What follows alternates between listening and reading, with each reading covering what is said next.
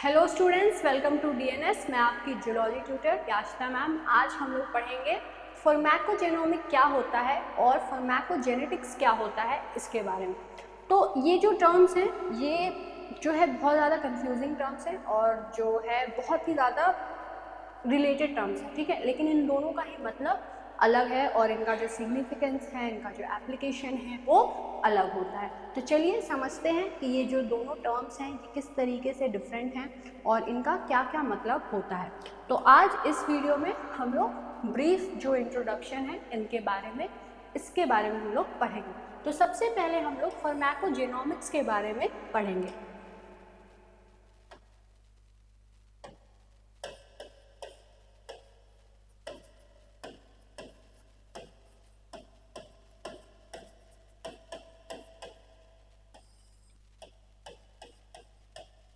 तो फार्माकोजेनोमिक्स क्या होता है?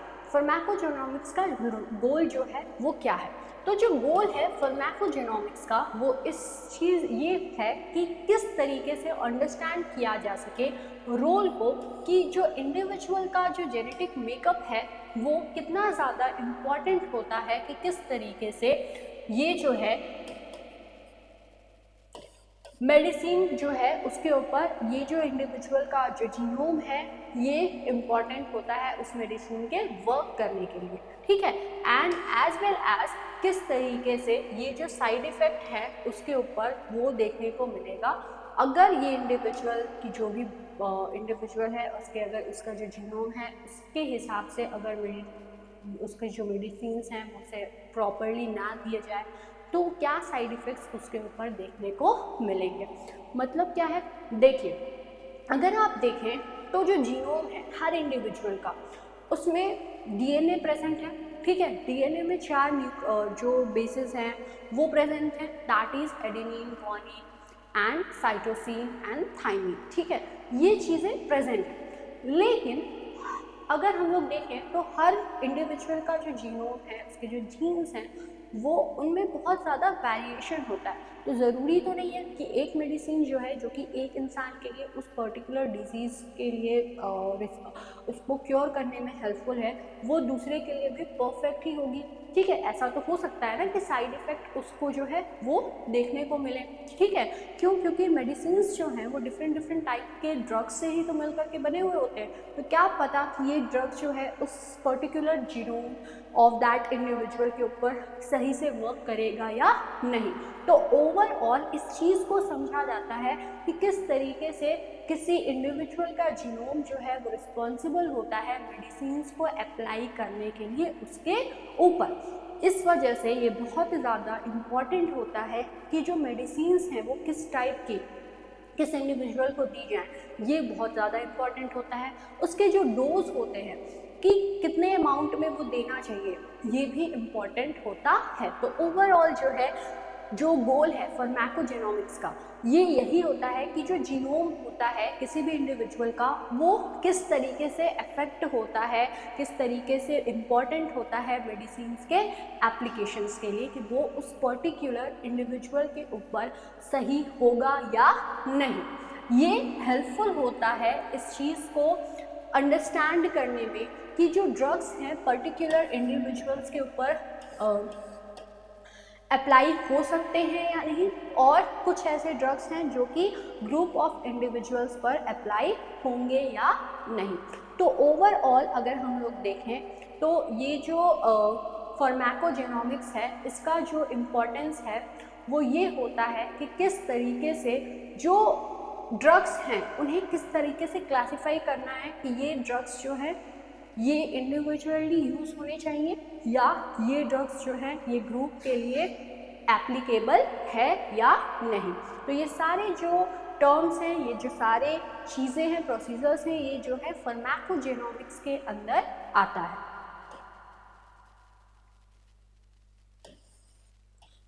अगर ओवरऑल हम लोग फार्माकोजेनोमिक्स को समझें तो फार्माकोजेनोमिक्स के अंदर ये दो चीज़ों से मिलकर के बना हुआ है। पहला है फार्माको और दूसरा जो वर्ड है वो है जेनोमिक्स।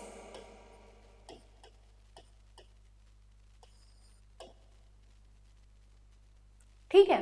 तो पहला जो वर्ड है वो क्या है, फार्माको, एंड जो सेकेंड वर्ड है वो है जेनोमिक्स।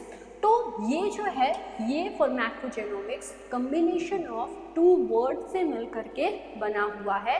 पहला है फार्माकोलॉजी, या कह सकते हैं कि फार्माको, एंड जो दूसरा जो वर्ड है वो है जेनोमिक्स। तो यहाँ पे आप फार्माको या फार्माकोलॉजी आप लिखें तो ज़्यादा सही होगा। तो फार्माकोलॉजी एंड जेनोमिक्स से मिल करके बना हुआ है। मतलब फार्माकोलॉजी को अगर हम लोग समझें तो फार्माकोलॉजी जो है वो स्टडी होता है ड्रग्स का, कि किस तरीके से जो ड्रग्स होते हैं वो एप्लीकेबल होते हैं किसी भी बॉडी के ऊपर। ठीक है, कि बॉडी की जो जेनेटिक्स है उसके ऊपर किस तरीके से ये जो है एप्लीकेबल है, क्या इसका यूज़ हो सकता है या नहीं, किस तरीके से ये इफ़ेक्ट्स को शो करेगा। इसके साथ ही साथ में ये जो है स्टडी होता है कैरेक्टरिस्टिक्स का, जो कि रिजल्ट होते हैं from a action of a single gene और several genes that is present together, that is being inherited and how they work in the cells of the body। मतलब फार्माकोलॉजी के अंदर इस चीज़ पर ध्यान रखा जाता है, इस चीज़ की स्टडी की जाती है कि जो मेडिसिन्स हैं, जो ड्रग्स हैं, वो उस इंडिविजुअल के जीन्स के ऊपर किस तरीके से रिस्पॉन्स को शो करेंगे। अब ये जो ड्रग्स होते हैं ये कई तरह के हो सकते हैं, और जो जीन्स हैं या तो ये सिंगल जीन को टारगेट कर रहे होंगे, या फिर मोर दैन वन जीन्स जो हैं, सेवरल जीन्स हैं, उनके ऊपर ये टारगेट कर रहे होंगे। तो ओवरऑल ये जो जीन्स हैं, जो कि यूनिट ऑफ इनहेरिडिटी कहा जाता है, हेरिडिटी कहा जाता है, ये जो जीन है इसके ऊपर किस तरीके से रिस्पॉन्स शो हो रहा है उस पर्टिकुलर मेडिसिन की वजह से, उस पर्टिकुलर ड्रग्स की वजह से, इसी की स्टडी जो है वो फार्माकोलॉजी कहलाती है। अब इस वजह से जो फार्माकोजेनोमिक्स है ये इस चीज़ की स्टडी होता है कि जो जेनेटिक फैक्टर्स हैं वो किस तरीके से इन्फ्लुएंस कर रहे हैं किसी ड्रग के वर्क को, कि किस तरीके से जो जीनोम है, जो जेनेटिक फैक्टर है, जो जीन्स हैं वो रिस्पॉन्सिबल हैं, वो जो है इस चीज़ का ध्यान रखते हैं कि जो ड्रग्स होंगे वो किस तरीके से वर्क होंगे, उनका इन्फ्लुएंस कैसे होना चाहिए, क्योंकि अलग अलग जीन जो है अलग अलग तरीके से रिस्पॉन्स को शो कर सकता है। तो ओवरऑल ये जो है फार्माकोजेनोमिक्स, इस चीज़ को ध्यान इसमें रखा जाता है, या कह सकते हैं इस चीज़ का ये स्टडी है कि किस तरीके से जो जेनेटिक फैक्टर्स हैं वो इन्फ्लुएंस कर रहे हैं ड्रग के एक्शन को या ड्रग के वर्क को। ये जो फैक्टर्स हैं जो कि इन्फ्लुएंस को कर रहे हैं किसी एक इंडिविजुअल के हिसाब से, कि इंडिविजुअल जो है उसमें जो फैक्टर्स प्रेजेंट हैं वो किस तरीके से रिस्पॉन्स कर रहा है इस मेडिकेशंस के अगेंस्ट, और इसके अंदर जो है एक्सटर्नल और इंटरनल इन्वॉल्वमेंट जो है ओवरऑल उसकी जो हेल्थ है वो, और उसका जेनेटिक मेकअप जो है वो रिस्पॉन्सिबल है उस इंडिविजुअल का, वो जो हेल्थ है, उसके जो जीन्स हैं, एक्सटर्नल इंटरनल फैक्टर्स हैं, ये रिस्पॉन्सिबल हैं कि वो इंडिविजुअल उस ड्रग के अगेंस्ट, उस मेडिसिन के अगेंस्ट कैसे रिस्पॉन्स को शो कर रहा है। ठीक है, तो इसे आप नोट करिए।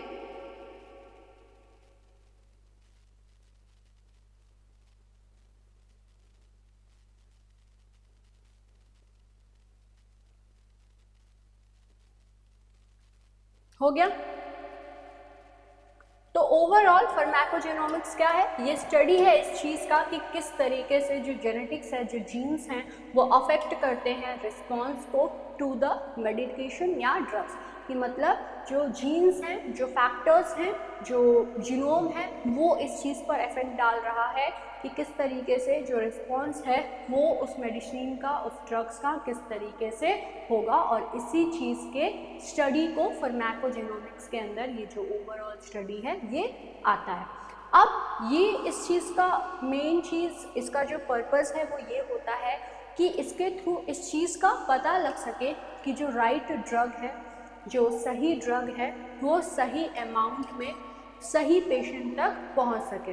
ठीक है। तो आखिर क्या इम्पोर्टेंस है कि इतना सारा जो जीनोम है उसकी स्टडी की जाए, उसकी एनालिसिस की जाए, उसके रिस्पॉन्स को देखा जाए। ओवरऑल इसका पर्पस ये है कि राइट ड्रग जो है वो राइट डोज में, मतलब राइट अमाउंट में, राइट पेशेंट तक पहुंच सके। क्योंकि हमें पेशेंट को सिर्फ मेडिसिन नहीं देनी है, उसको ये चीज़ का भी तो ध्यान रखना है ना कि वो सही मेडिसिन सही अमाउंट में उस पेशेंट तक पहुंच रही है, वो डिजीज़ सही भी हो रही है या नहीं, कहीं उसका कोई साइड इफ़ेक्ट तो नहीं हो रहा है। तो इन सारी चीज़ों को ध्यान में रखते हुए ये जो ओवरऑल गोल जो है ये फार्माकोजेनोमिक्स का होता है कि सही अमाउंट में सही पर्सन को सही जो ड्रग है या मेडिसिन है वो मिले। अब ये जो है इंटरचेंजेबली एक और टर्म है उसके साथ यूज़ होता है, दैट इज़ फार्माकोजेनेटिक्स।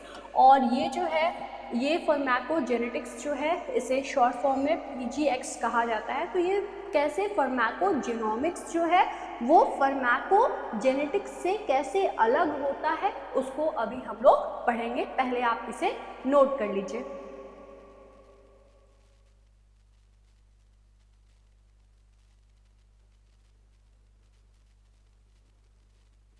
हो गया? चलिए, तो अब अगर हम लोग बात करें फार्माकोजेनेटिक्स की कि फार्माकोजेनेटिक्स क्या होता है, तो ये जो है आइडेंटिफिकेशन के लिए हेल्पफुल होता है और आइडेंटिफाइंग पर्पस के लिए हेल्पफुल होता है। ये कहाँ पे एक्ट करता है? ये पॉपुलेशन पर एक्ट करता है, ठीक है। कि मोर लाइकली या फिर लेस लाइकली किस तरीके से वो जो पॉपुलेशन है उस वो किस तरीके से रिस्पॉन्स को शो कर रहा है।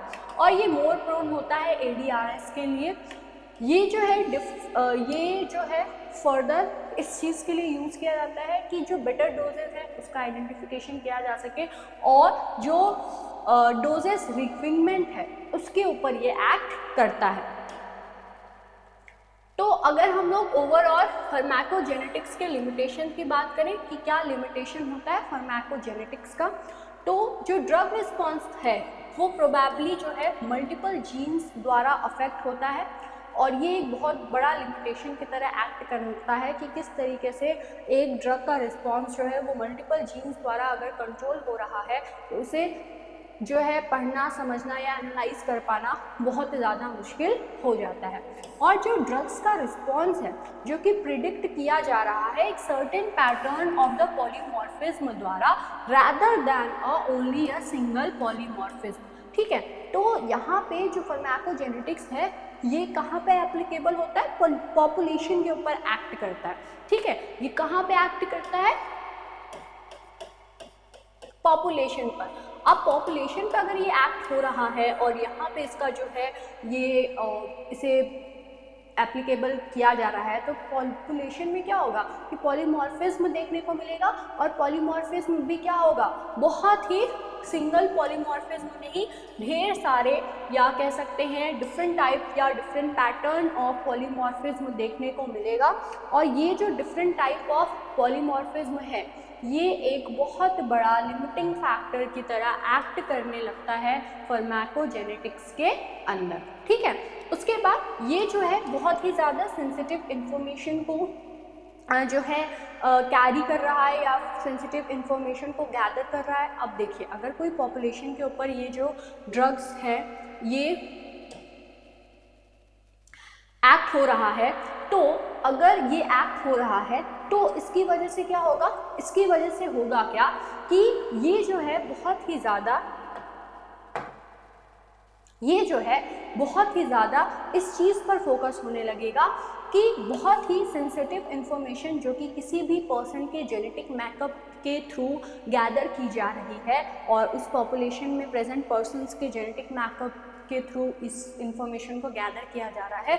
इस वजह से ये जो है बहुत सारे क्वेश्चन को रेज करने लगता है अगेंस्ट द सिक्योरिटी पर्पस या फिर ethical dilemmas in the disease prognosis and the treatment choices. तो ये जो है बहुत तरह की जो क्वेश्चंस है वो प्राइवेसी एंड सिक्योरिटी के ऊपर जो है वो क्वेश्चन रेज होने लगता है, जिसकी वजह से ये जो क्वेश्चंस हैं और ये जो प्रॉब्लम्स हैं ये एक बहुत ही मेजर लिमिटेशन की तरह एक्ट करने लगता है इस फार्माकोजेनेटिक्स के काम में, ठीक है। तो फार्माकोजेनेटिक्स में क्या होता है कि एक पॉपुलेशन में जो पॉलीमॉर्फिज्म प्रेजेंट है उसे एनालाइज करना, उसे इंटरप्रीट करना, उसके हिसाब से मेडिकेशन उसको इम्प्लाई करना और इस चीज़ को डिसाइड करना कि किस तरीके से ये एप्लीकेबल होगा या नहीं होगा उस पॉपुलेशन में। और इसकी वजह से बहुत सारे जो लिमिटेशंस हैं वो फार्माकोजेनेटिक्स के अंदर आने लगते हैं, जैसे कि ये जो ड्रग्स हैं ये मल्टीपल जीन्स द्वारा इफेक्ट हो रहे हैं, उसके अगेंस्ट रिस्पॉन्स को शो कर रहा है। उसके बाद जो पॉलीमॉर्फिज्म वाली कंडीशन है वो मल्टीपल पॉलीमॉर्फिज्मों की कंडीशन देखने को मिल रही है, उसे भी ओवरकम होना होगा। फिर उसके बाद ओवरऑल इस चीज़ का ध्यान रखना होता है कि ये जो है बहुत तरह के क्वेश्चंस को रेज कर रहा है किसी पर्सन या पॉपुलेशन की जो सिक्योरिटी है, प्राइवेसी है उसके ऊपर। तो ये सारे जो हैं ये लिमिटेशन की तरह एक्ट करते हैं फार्माकोजेनेटिक के अंदर।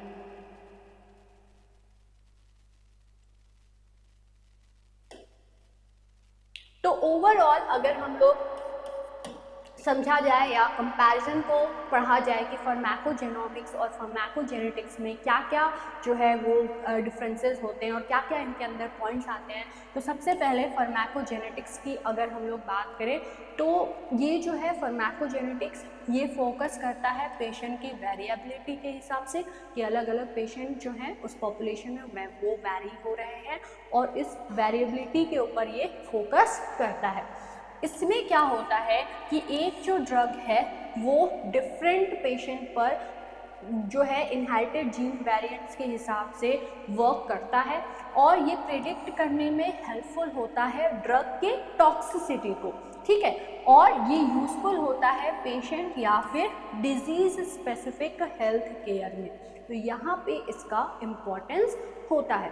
उसके बाद अगर हम लोग फार्माकोजेनोमिक्स की बात करें तो ये जो है ड्रग्स वेरिएबिलिटी के ऊपर जो है वो वर्क करता है कि किस तरीके से ड्रग वेरिएबिलिटी जो है वो होती है, ठीक है। और ये मेनी ड्रग्स और वन जीनोम के ऊपर ये जो है ये वर्क करता है कि मतलब एक किसी पर्टिकुलर पर्सन है उस पर डिफरेंट तरह के जो ड्रग्स हैं वो किस तरीके से एक्ट करेंगे और ये प्रिडिक्ट करने में हेल्पफुल होता है कि जो ड्रग की इफिशियंसी है वो कैसे है।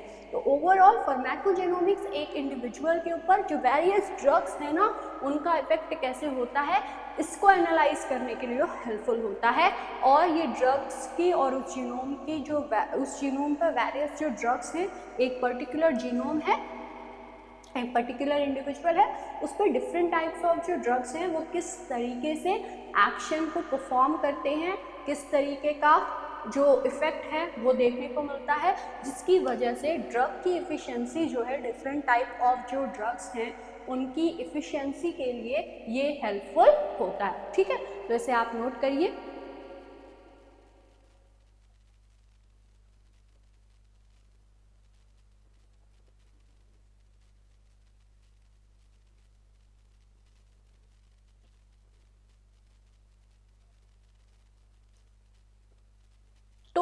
ओवरऑल अगर आपको ये जो टॉपिक है ये अच्छे से समझ में आया है और आप चाहते हैं कि आपके जो भी आपका जो सिलेबस है उससे रिलेटेड जितने भी टॉपिक्स हैं उसे आप पढ़ें और समझें, उसके लिए आप हमारे नवोदय बैच से ज्वाइन हो सकते हैं और इसके अंदर जो है विदिन 3 मंथ्स आपका जो सिलेबस है वो कंप्लीट हो जाएगा और जितने भी आपके जो सिलेबस में टॉपिक्स हैं वो वहाँ पे डिस्कस होंगे, पढ़ाए जाएंगे। आज इस लेक्चर में तो हम लोग बहुत ही ज़्यादा ब्रीफली समझे हैं और जो बैच है उसके अंदर हर टॉपिक्स को बहुत अच्छे से समझा जाएगा और उसमें उसके हर पॉइंट्स को जो है बहुत अच्छे से डिस्कस किया जाएगा।